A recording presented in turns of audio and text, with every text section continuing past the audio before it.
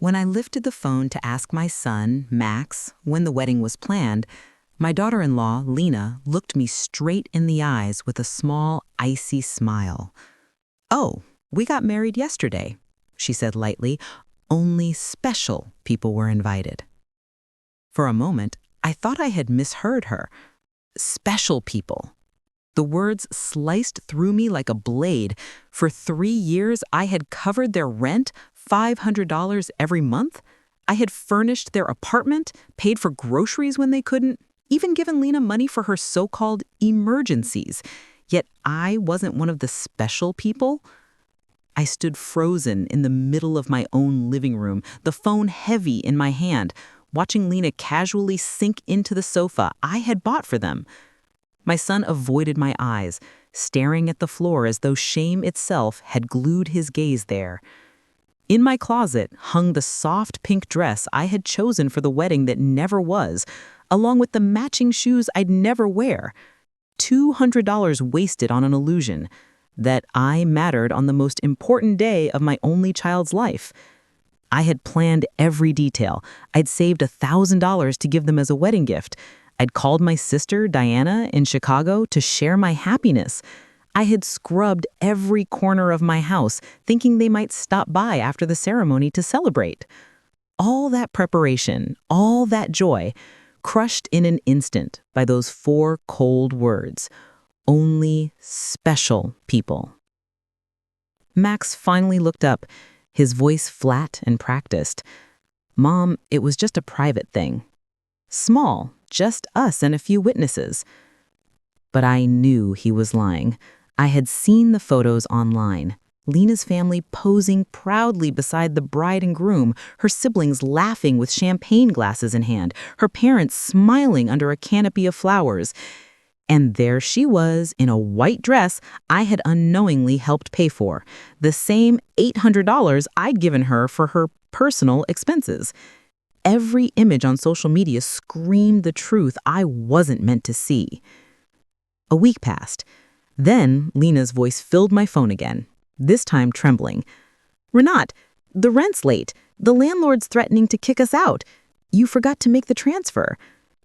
I sat in silence, remembering all the times I'd rushed to the bank to save them, all the plans I had canceled so they wouldn't go without. My throat tightened, but when I finally spoke, my tone was calm, colder than I expected. "Lena," I said, "didn't I tell you I only help special people?" On the other end, silence.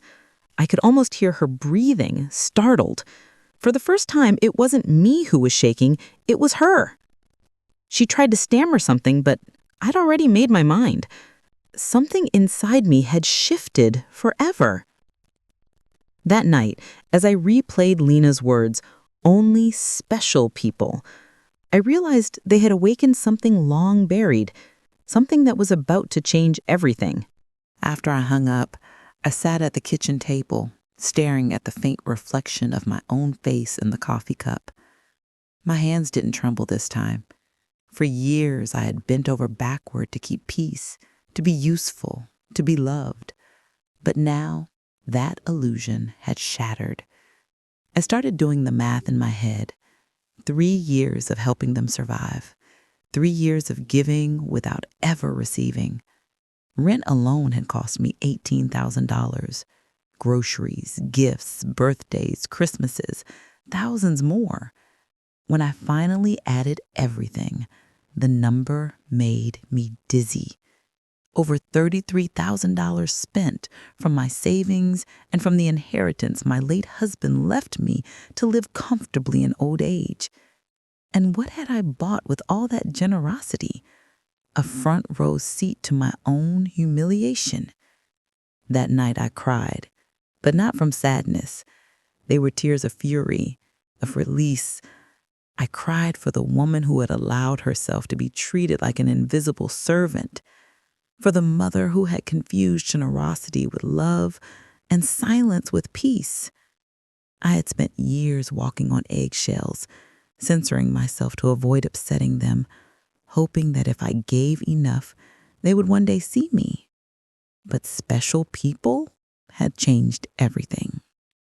When morning came, I didn't feel the same woman.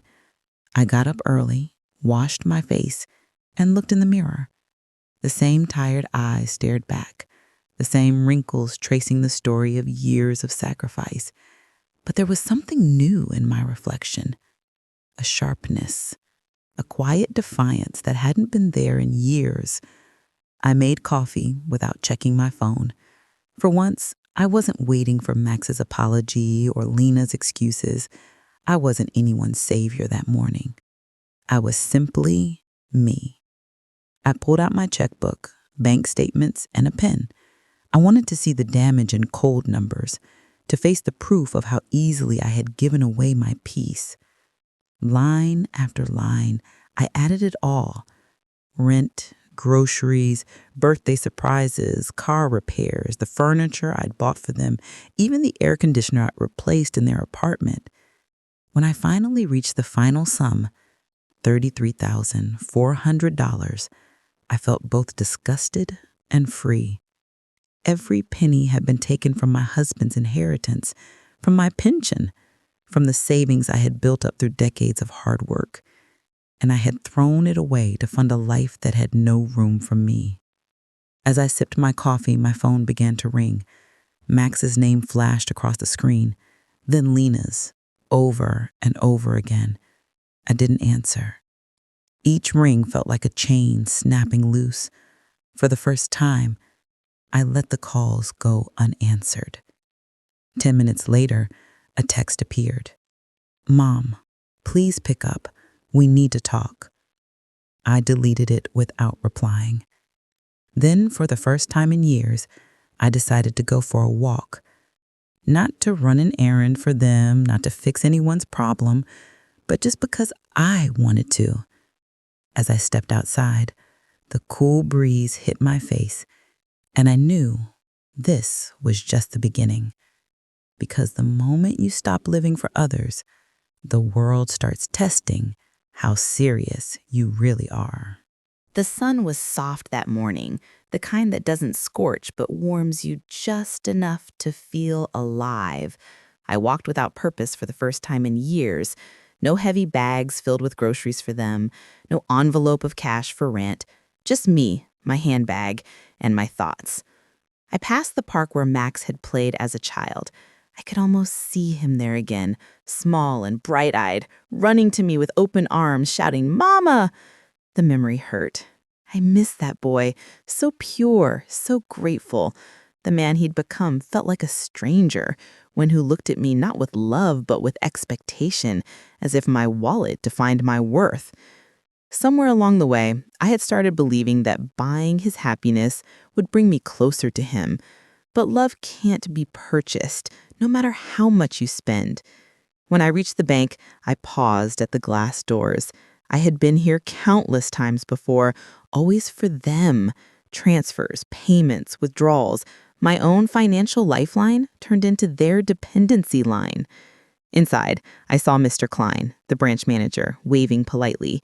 He'd seen me more than my own family had these past few years. "Mrs. Richter," he greeted warmly as I stepped in. "How can I help you today? Another transfer for your son?" His words stung, though he hadn't meant them that way. "No, Mr. Klein," I replied, steady and sure. "Quite the opposite. I'm here to cancel every single transfer." He blinked, surprised. "Are you certain? You've been helping them for years." "What I've been doing isn't helping, it's enabling, and I'm finished."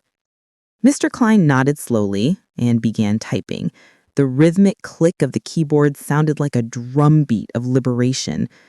As he processed the cancellation, my phone buzzed relentlessly, Max again, then Lena. I turned it off completely. For once, they could sit in their own silence. When Mr. Klein handed me the paperwork, his tone softened. "Mrs. Richter, forgive me if I'm overstepping, but you've been one of our kindest, most generous clients. I hope no one's forcing you into this." I smiled faintly. "No one is forcing me, Mr. Klein. For the first time in years, I'm making a decision for myself." He smiled in return, genuine and kind. "Then I wish you peace, Mrs. Richter. You deserve it." When I walked out of the bank, I felt strangely light, as if the air around me had thinned. My money was finally mine. My choices were mine. My life, mine again. I strolled home slowly, savoring every moment of freedom. The street felt different, brighter, as though the universe had shifted slightly to make room for my new self. But when I turned the corner and saw 3 cars parked in front of my house, Max's, Lena's, and a third I didn't recognize, that fragile peace trembled. Through the window, I saw movement inside my home. They had keys. Of course they did. I took a deep breath before stepping inside, unaware that the confrontation waiting for me would change everything I thought I knew about family and about myself. The moment I opened the door, I froze. My living room, my sanctuary, had turned into a courtroom. Max sat on my sofa, elbows on his knees, eyes downcast. Lena was pacing like a cornered cat, her heels tapping nervously on the floor. And at my dining table, a gray-suited man I'd never seen before shuffled through my personal documents as though they were his own. "What's going on here?" I demanded, my voice sharper than I expected. They all turned at once, startled but not ashamed. Lena was the first to speak, her tone syrupy and anxious. "Oh, Renata, thank goodness you're home. We were so worried.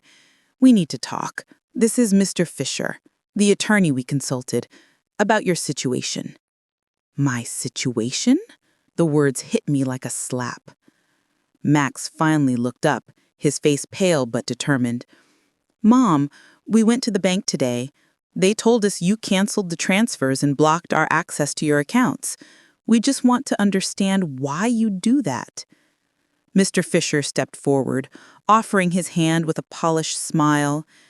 "Mrs. Richter, I'm Dr. Fisher, family law specialist. Your children are concerned about your well-being and ask me to review things. They're afraid you might not be making sound decisions." I didn't take his hand. Instead, I marched past him and gathered my papers from the table. My bank statements, my will, my private records. "You had no right to touch these," I said coldly. "This is my home, not your office." "Mom," Max said in that careful, patronizing tone adult children use when they think their parents are losing it, "we're only trying to help. You've been acting strange lately, avoiding us, making sudden decisions. It's not like you." Lena stepped closer, her voice honeyed. "Renata, dear, we know you're lonely. Maybe it's all becoming too much. Confusion happens at your age. It's completely normal." "Confusion?" I repeated, the words slicing through the air. That was it. Now I understood. This wasn't a family visit. It was an ambush. They wanted to declare me incompetent. They were here to take control of everything. "I am not confused," I said, my voice trembling with fury. "I am clearer than I've been in decades.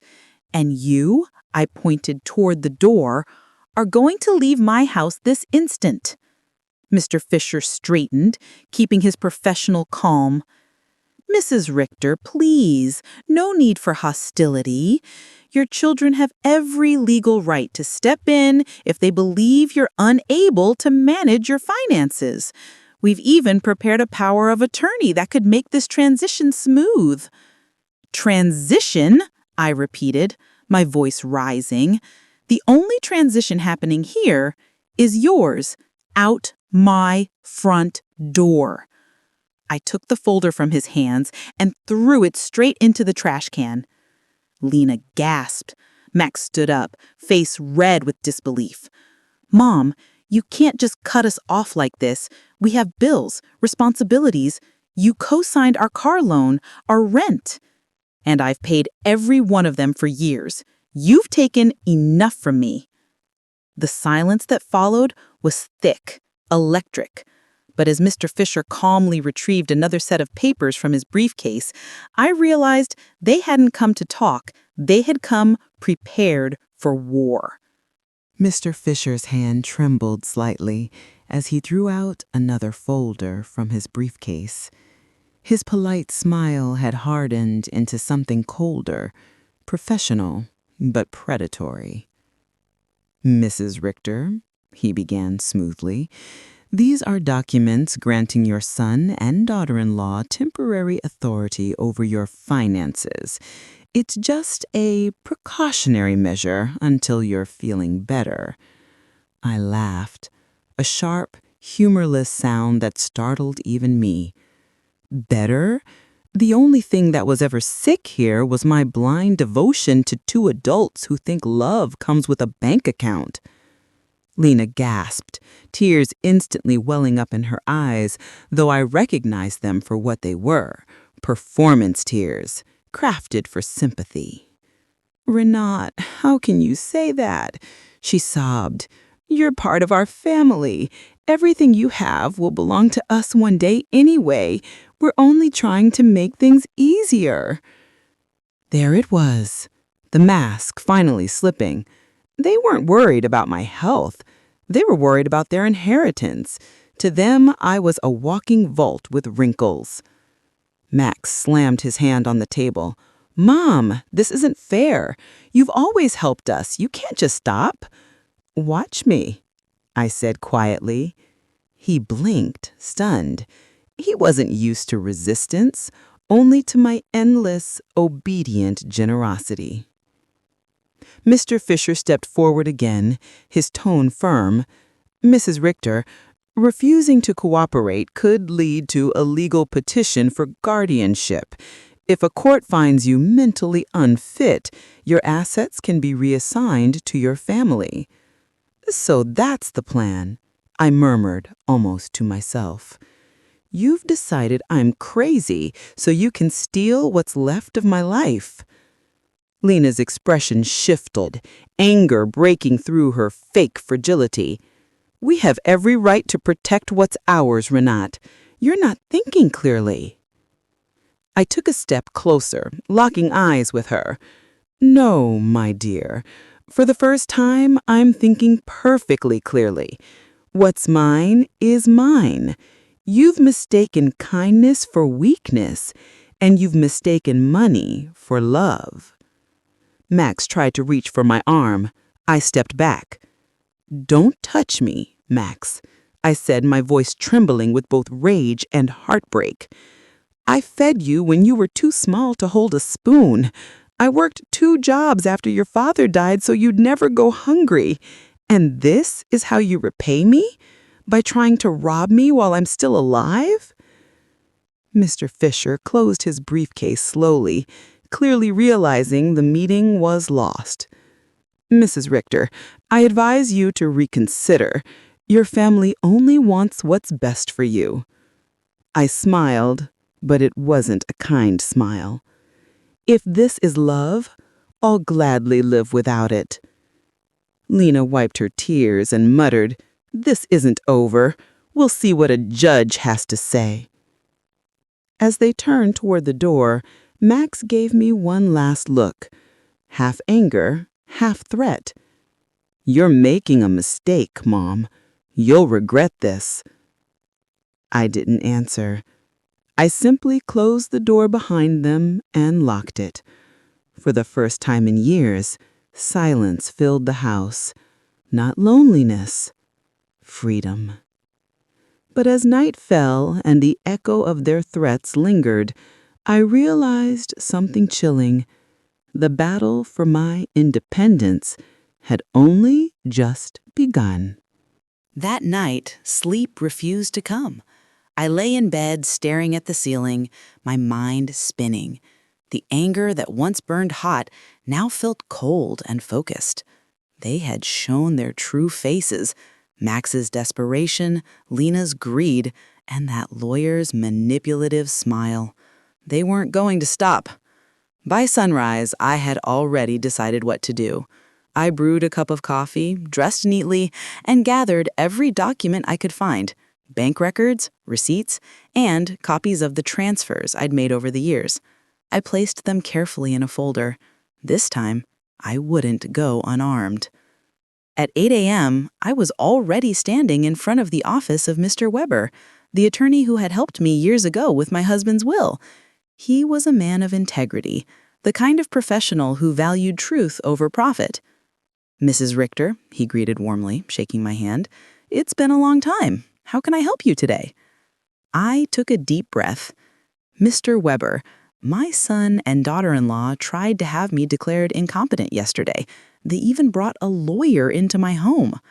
His expression darkened instantly. "That's serious. Please, tell me everything." For the next hour, I recounted every detail: the secret wedding, the financial support, the confrontation, and their threats. When he finished, Mr. Weber leaned back in his chair, thoughtful but firm. He said, "What they're attempting is known as elder financial abuse. It's a crime. They're trying to manipulate you into giving them control of your money. But don't worry, we can protect you." Hearing those words felt like air after drowning. For the first time, someone believed me. He continued, "We'll start by documenting everything, every payment, every transfer, every instance of pressure or manipulation. Then we'll update your will and put legal protections in place. They won't be able to touch a single cent without your consent." For 3 hours, we worked through the details. Mr. Weber examined my bank statements, shaking his head as he tallied the total. $33,400, he murmured. "Mrs. Richter, that's not help. That's exploitation." I felt a strange mix of shame and relief. Seeing the numbers on paper made it real, but it also gave me proof. When I left his office, the world looked brighter. I had a plan, a real one. My first stop was the hardware store. The owner, Mr. Sommer, had known me for years. "Another emergency for Max and Lena?" he asked with a smile. I smiled back. "Not this time, Mr. Sommer. This time, it's for me. I need new locks, strong ones, and a security system." He nodded without question. As he gathered the materials, I felt a small thrill of satisfaction. Every decision I made now was a step toward reclaiming my life. But just as I started to feel safe again, the phone rang. A familiar voice on the other end, trembling with false sweetness, ready to test my newfound resolve. As I left the hardware store, my phone buzzed in my purse. The screen showed an unfamiliar number, but something in me already knew who it was. I hesitated for a second before answering. "Renate?" Lena's voice, soft and trembling, an imitation of vulnerability. "Please don't hang up. I just want to talk." I said nothing, waiting for her to get to the point. "I know you're upset about the wedding. It was a mistake not to invite you. We were just overwhelmed. Max and I have been talking, and we want to make it up to you. How about dinner at your place? Just us three. We'll cook together like we used to." Her tone was too sweet, her offer too rehearsed. I could almost hear the calculation behind her words. I smiled to myself and decided to play along. "Dinner sounds nice," I said casually. "But before that, tell me, how much rent do you owe this time?" There was silence on the other end. Then, a nervous laugh. "Well, it's just a little late. 2 months, that's all. $1,000. But I didn't call for that, Renate. I called because we miss you." And leaned against my car, letting the cool metal ground me. "Do you miss me, or do you miss my money?" Lena didn't hesitate. She said both. "Yes, we need your help, but we love you too. You're important to us." Important. That word again, used not for affection but for convenience. "If you're so important," I said quietly, "why wasn't I important enough to attend your wedding? Why am I only important when your bills are due?" The silence that followed told me everything. I could almost feel her forced smile fading through the phone. "Renate, I said, my voice calm but final. For 3 years, you have treated me like an ATM with a pulse. You've lied, manipulated, and used me.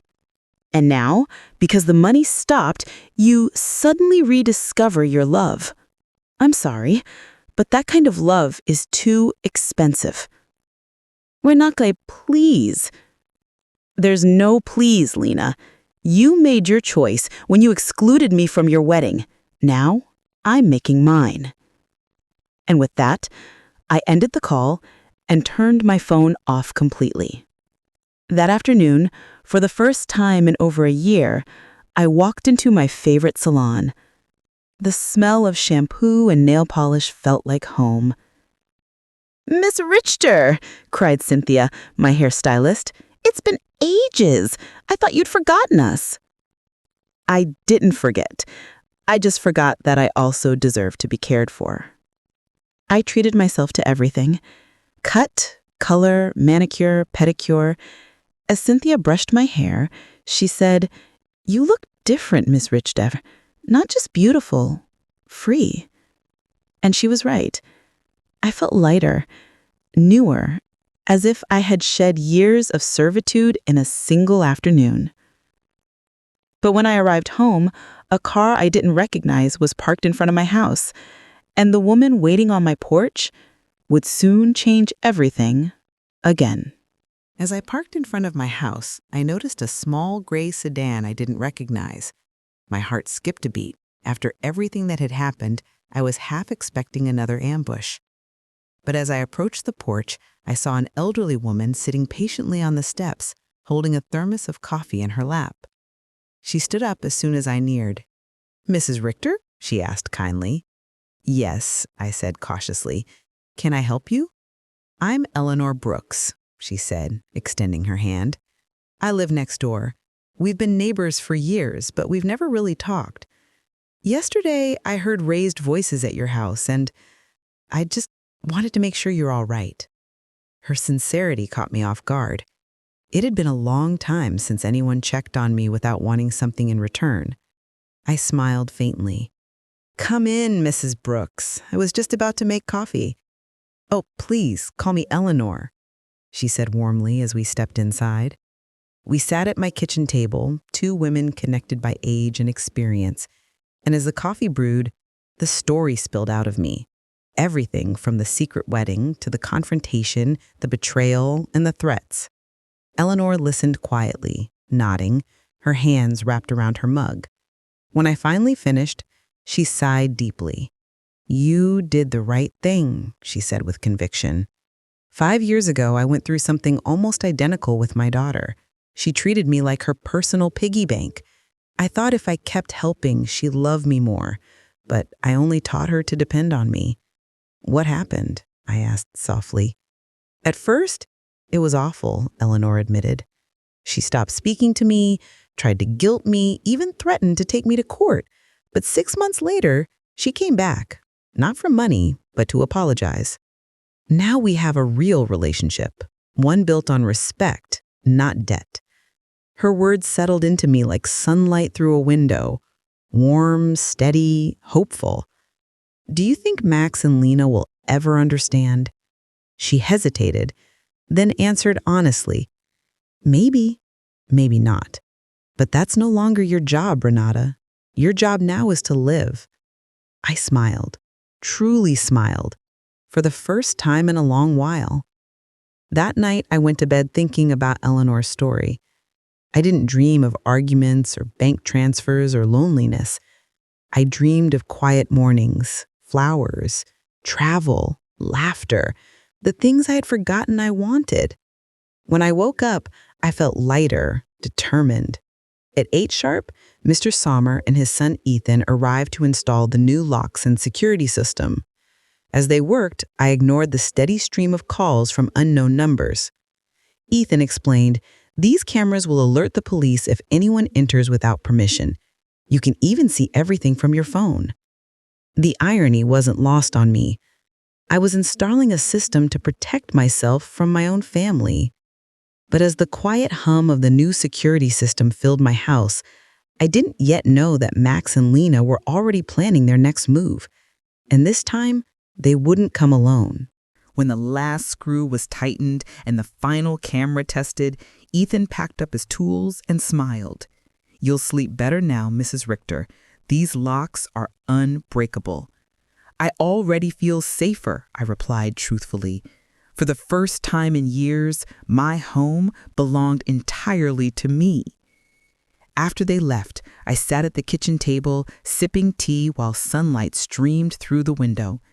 My phone vibrated with yet another unfamiliar number, but I let it ring. I no longer jumped at every sound. Instead, I did something I hadn't done in years. I called my sister, Diana, in Chicago. "Renat!" she exclaimed, her voice bright with surprise. "My goodness, it's been forever. Are you all right?" "I am," I said, smiling, "better than I've been in years. I need to tell you something." And so I told her everything. The wedding that wasn't mine to attend, the humiliation, the lawyer, the betrayal. I spoke for nearly an hour while Diana listened in silence. When I finished, there was a pause. "Renat," she finally said, her voice soft but steady, "it's about time." I blinked, caught off guard. "About time?" "Yes," she said.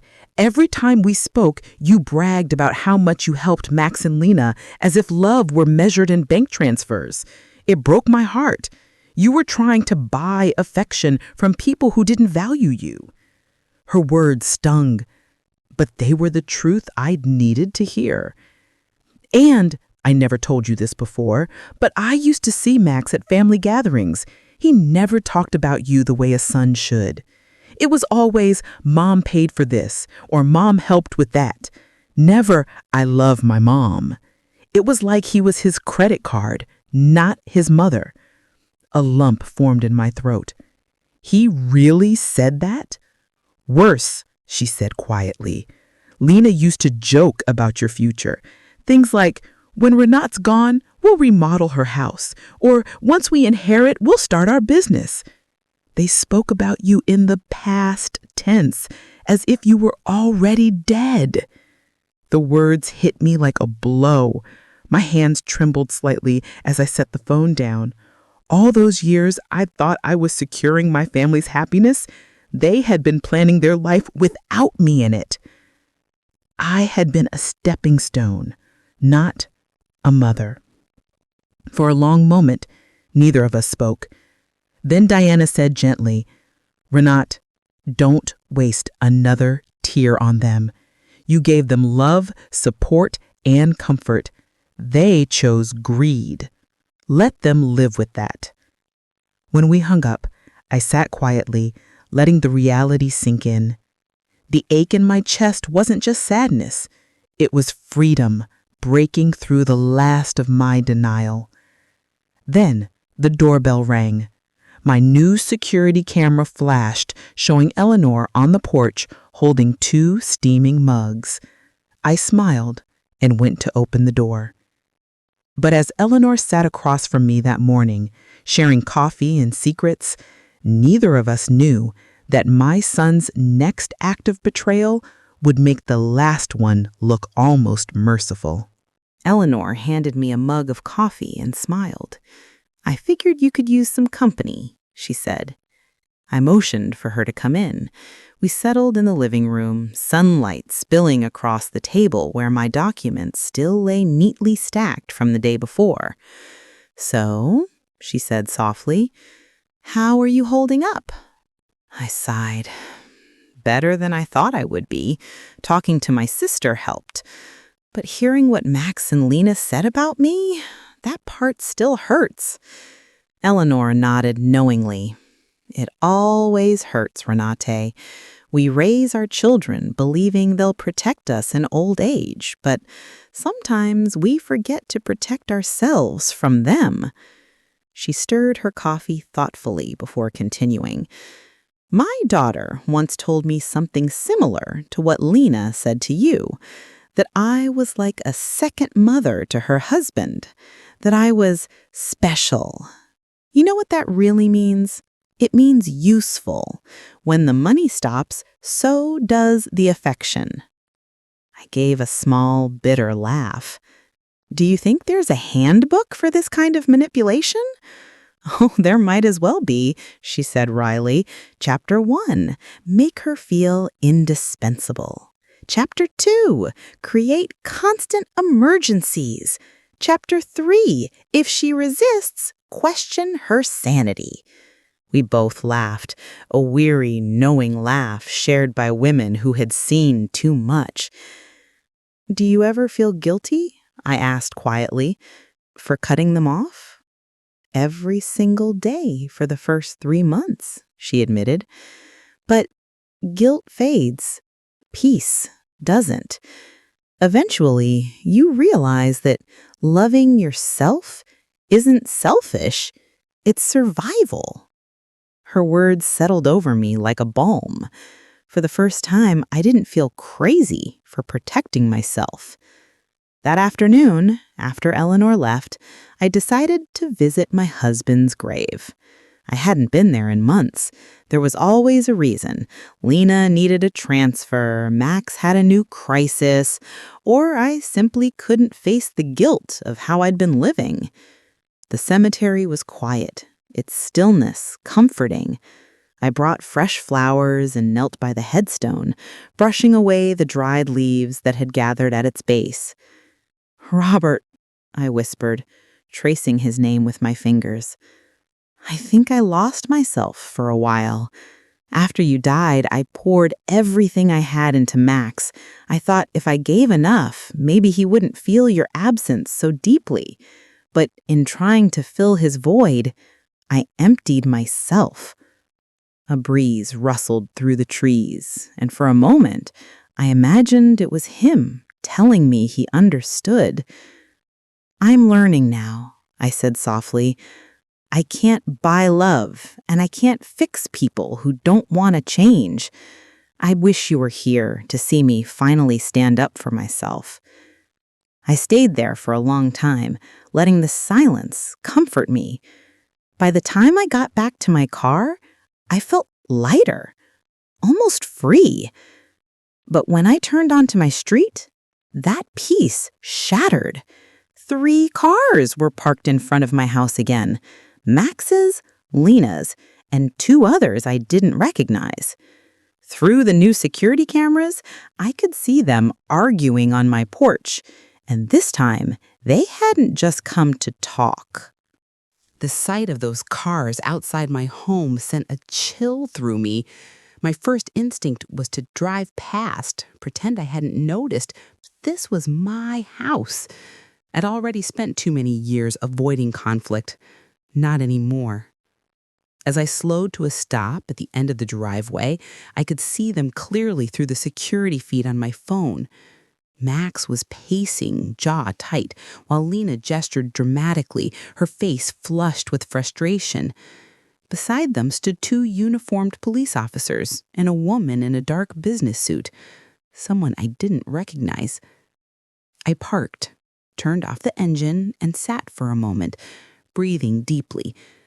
Then I stepped out and walked toward them. "Mom," Max began, his voice unnervingly calm. "We didn't want to do this, but you left us no choice." I glanced at the officers.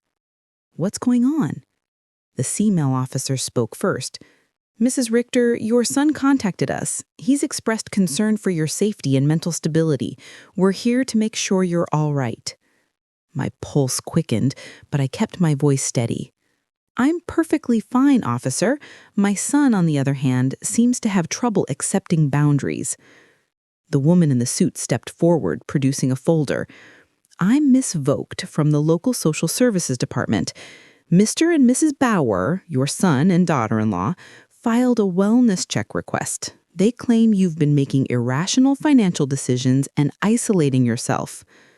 I couldn't help but laugh softly, shaking my head. "Yes, I isolated myself from 2 people who tried to take control of my bank accounts.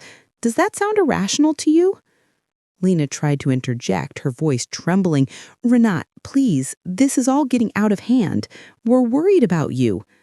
I turned to her, my expression cold. "The only thing you're worried about is losing access to my money." The officers exchanged uncertain looks. Miss Vogt cleared her throat. "Mrs. Richter, is it true that you recently changed your financial arrangements and installed new locks and cameras?" "Yes," I replied calmly, "because I was harassed and manipulated by my own family. And if you check, I've done nothing illegal. I'm simply protecting myself." There was a pause, a long, heavy silence that seemed to hang in the air. Then one of the officers nodded slightly. "She seems lucid and capable, ma'am. We don't see any reason for intervention." Miss Vogt hesitated, clearly realizing the situation wasn't what she'd been told. "If that's the case, Mrs. Richter, I apologize for the intrusion. We just needed to be sure." I nodded politely. "I understand. You're just doing your job. I only hope my son and his wife start doing theirs somewhere else." Lena looked furious, but Max's face told another story. It wasn't anger anymore. It was fear, the kind that comes when a plan fails completely. As they turned to leave, Max muttered under his breath, "You'll regret this, Mom." I didn't respond. I simply closed the door and locked it behind me. The house fell quiet, except for the steady hum of my new security system. But as I replayed the footage from my door camera that night, I noticed something chilling. Lena whispering to Max before they left, and her last words weren't meant for me at all. I watched the footage on my tablet 3 times, my heart pounding harder with each replay. The moment before they turned away, Lena leaned in close to Max, whispering something sharp and quick. The security camera's microphone was faint, but I caught enough to understand. "Don't worry," she murmured. "We'll handle it our way. She won't stop us this time." A shiver ran down my spine. I paused the video, zooming in on her expression. Cold, calculating, determined. This wasn't desperation anymore. It was strategy. The next morning, I called Mr. Weber, my attorney. They tried to use the police against me, and now they're planning something else. I need to be ready for whatever comes next. He sighed heavily. I was afraid of this. People like that don't stop until they face real consequences. It's time to make everything official. We spent the next few hours preparing documents, restraining boundaries, legal notices, and financial protections. Mr. Weber drafted a statement outlining my competence, supported by my doctor's medical certificate, which he insisted I obtain that same afternoon. "Mrs. Richter," he said firmly, "if they try to claim you're mentally unfit again, we'll have proof on record that you're perfectly capable of managing your life. We'll also file a notice of non-consent to prevent them from acting on your behalf in any legal or financial matter." For the first time since this nightmare began, I felt truly secure. I was no longer reacting. I was defending. After signing the paperwork, I went straight to my doctor's office. Dr. Meyer had known me for decades. He had seen me through my husband's illness, my grief, and the slow rebuilding that followed.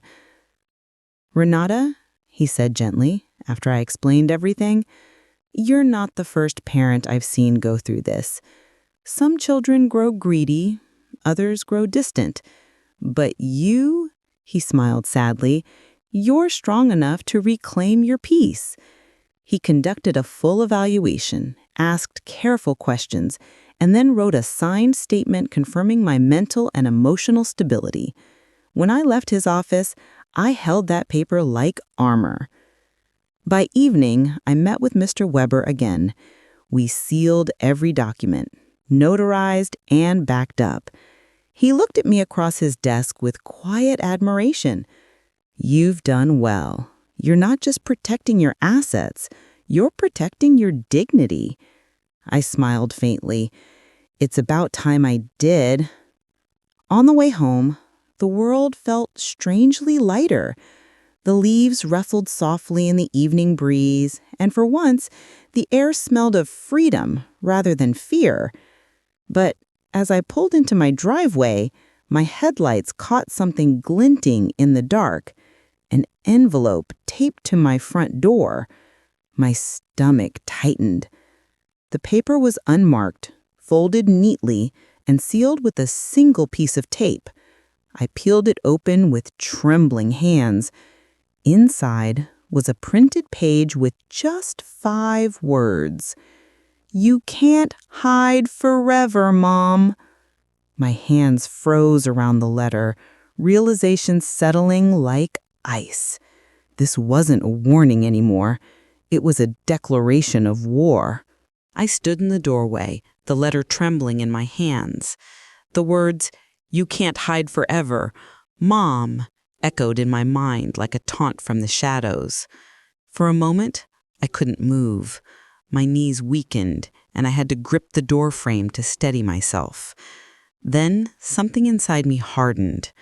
I had cried enough tears for Max and Lena. Fear was exactly what they wanted, and I refused to give them that satisfaction.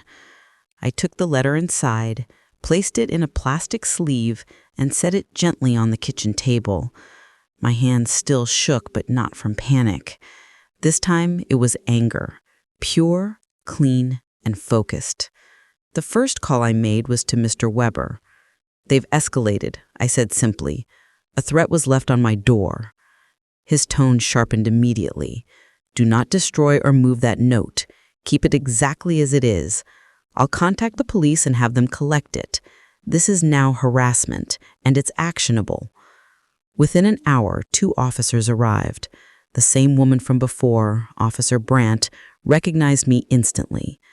"Mrs. Richter, I'm so sorry we doubted you last time. We'll treat this as a formal case." She put on gloves and carefully sealed the letter in evidence bag. She said, "We'll have the prints analyzed. Do you have any idea who might have left it?" I looked her straight in the eye.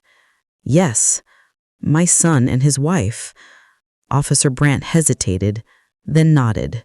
"We'll investigate discreetly. In the meantime, I suggest you install additional lighting outside and keep your phone on you at all times." When they left, I sat by the window watching the quiet street. My once safe neighborhood suddenly felt foreign. Every passing car made my pulse quicken. Eleanor called after hearing the police leave. "Are you all right?" she asked, worry thick in her voice. "I'm fine," I said, though my voice trembled slightly. "They left a note. That's intimidation, pure and simple. But they don't scare me, and they shouldn't scare you. You've got the law on your side now." Her conviction steadied me. "Would you mind staying over tonight?" I asked softly. "Of course, dear," she said. "I'll bring my overnight bag and that ridiculous herbal tea you like." When she arrived, we locked the doors, made tea, and sat by the fire. The flickering light painted long shadows across the room. "Funny," I murmured, staring into the flames. For years, I thought the worst thing that could happen was losing my family, but now I see it's losing myself. Eleanor placed her hand over mine. "And you've already found her again, Renate. Don't let them take her from you." Later that night, I finally slept, though uneasily. But around 3 a.m., I awoke to a faint rustling outside, the sound of footsteps near the porch. I froze, holding my breath, waiting.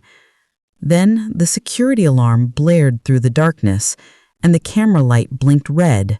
Someone was at my door again. The alarm shrieked through the stillness, jolting me upright. Eleanor stumbled from the guest room, clutching her robe. "What's happening?" she whispered. "Someone's outside," I said, already pulling up the live feed on my phone. The grainy camera footage showed a shadowed figure near the porch, crouched low, fiddling with something by the door handle. Eleanor gasped. "Renata, Call the police, now! My hands moved automatically. Within seconds, I was speaking to the dispatcher, my voice calm but tight. This is Renata Richter at 54 Linden Street. There's someone trying to break into my home. The alarm's active, and I have them on camera. Stay inside, ma'am, the operator instructed. Units are on their way. Do not engage. But even as I clutched the phone, anger began to rise higher than fear. I had been silent too long, cornered, threatened, humiliated. Not tonight. I turned to Eleanor. Lock yourself in the guest room and don't come out until I say so. Renata, please, I said firmly. I need to do this. She hesitated, then nodded, and disappeared down the hall. I stood in the living room, heart hammering, watching the shadow move closer to the door. The metal of the lock rattled briefly, then stopped. Whoever it was must have realized they were being filmed. I flicked on the porch light. The sudden glare flooded the yard, illuminating a figure in a hooded sweatshirt. He turned, startled, face half covered, but I recognized the stance, the height, the way he stumbled slightly to the left. My breath caught. Max! He froze for a split second before bolting toward the street. Within minutes, the sound of sirens filled the night. Blue and red lights flashed against my windows as 2 patrol cars screeched to a halt in front of the house. Officer Brandt jumped out first. Mrs. Richter, are you safe? I am, I said, still shaking. It was my son. I saw him. They reviewed the footage immediately. There was no mistaking it. The frame showed Max's face clearly as he looked back toward the camera before running. Brandt's expression hardened. We'll handle it from here. He's crossed a line now. This is criminal. Eleanor reappeared, pale but composed. Did they catch him? Not yet, I said softly, but they will. The officers stayed until nearly dawn, collecting evidence and securing the property. When the last patrol car left, the street was quiet again, eerily quiet. Eleanor touched my arm gently. You're stronger than most people would be in your place. I smiled faintly, though my eyes burned from exhaustion. I'm just tired of being afraid. She nodded. Then maybe it's time to stop playing defense, Renata. Maybe it's time to make them afraid. Her words lingered long after she went to bed. I stared out the window as the sky lightened, watching the first hint of dawn. By sunrise, I had made my decision. If they wanted a war, I would give them one. And this time, I wouldn't be the one running. By morning, my decision was carved in stone. I had spent too many years apologizing for my generosity, bending to guilt, and mistaking silence for peace. Not anymore. I called Mr. Weber as the first light filled my kitchen. It was Max, I told him. He tried to break in last night. He exhaled sharply. Then it's time to finish this. We'll file charges: attempted trespass, harassment, and coercion. You have video proof, and the police report backs it up. There was no hesitation in my voice when I replied, do it. By noon, the legal machinery was in motion. Mr. Weber contacted the authorities, forwarded the footage, and submitted every document we'd prepared: the power of attorney revocation, the doctor's evaluation, the harassment statement. Every thread they tried to pull on me was now legally severed. Later that afternoon, Officer Brandt stopped by again. We've issued a restraining order, she said gently. Neither Max nor Lena can come within 200 meters of you or your property. They've been warned. I nodded, feeling a deep, quiet relief. Thank you, officer. I don't want revenge. I just want peace. You've earned it, she said, offering a rare smile. When she left, I made myself a pot of tea and sat by the window watching the street where everything had unfolded. The air smelled like rain.